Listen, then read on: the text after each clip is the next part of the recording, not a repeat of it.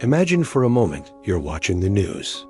Someone you deeply admire, an idol, a leader, someone you believe in, has done something indefensible. Something that, if done by anyone else, you would condemn without a second thought. But in this case, you find yourself making excuses, downplaying the fact, attacking those who criticize it. Does this sound familiar? You are not alone.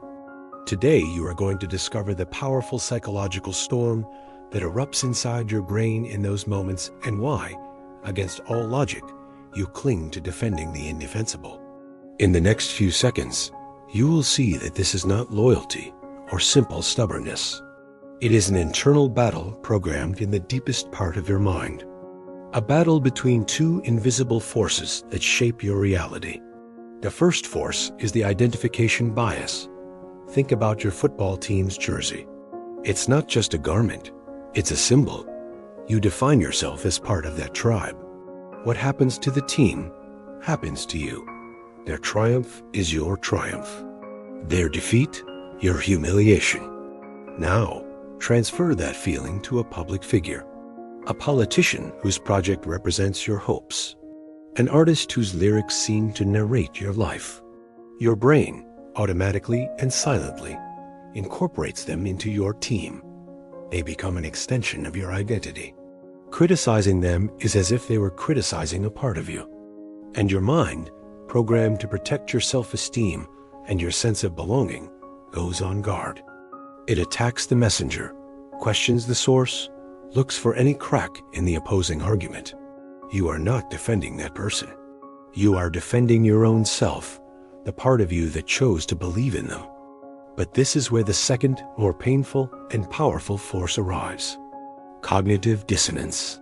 A concept that sounds complex, but that you live every day.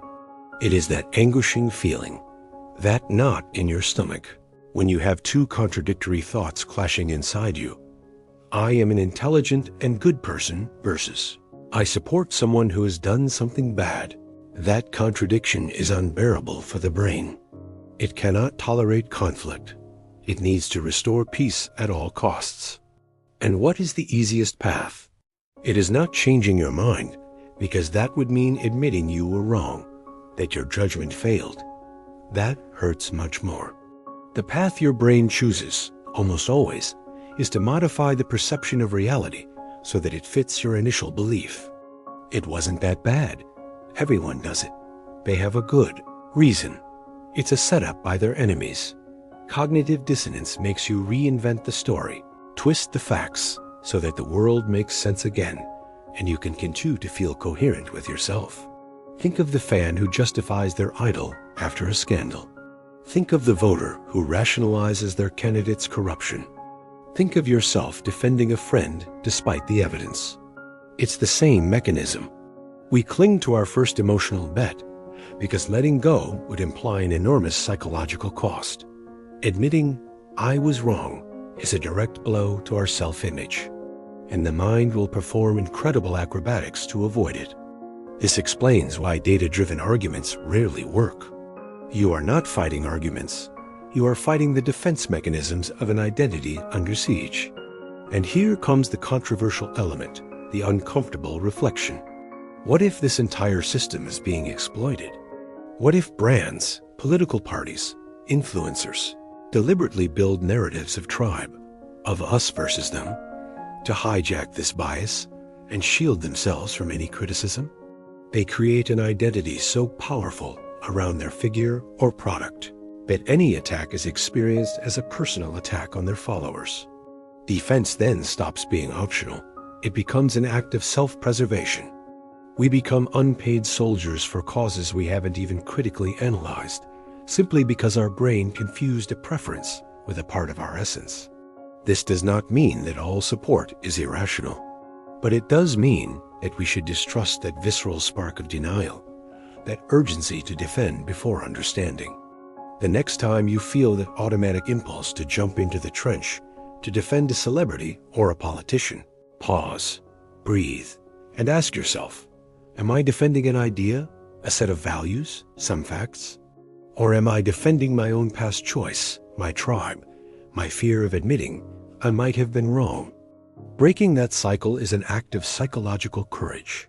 It is choosing the uncomfortable truth over the comforting lie. It is reclaiming your freedom of thought above the tyranny of internal coherence. That is today's revelation. We are not as free as we think. Our mind has self-defense buttons that, when pushed, turn us into blind allies. Knowing them is the first step to deactivating them. It is the first step to stop being puppets of our own biases and become more serene judges of reality. If this journey into your interior has made you reconsider something, if you felt that click of recognition, then it has been worth it. Now it's your turn. The discussion starts down below. Tell me in the comments, when have you caught yourself justifying the unjustifiable just because it came from your team? Your experience is invaluable. And if you want to continue exploring the hidden corners of your mind, don't forget to hit like. This type of content exists because you support it, and subscribe so you don't miss the next revelation. Psychology awaits us, and it is more fascinating than we imagine.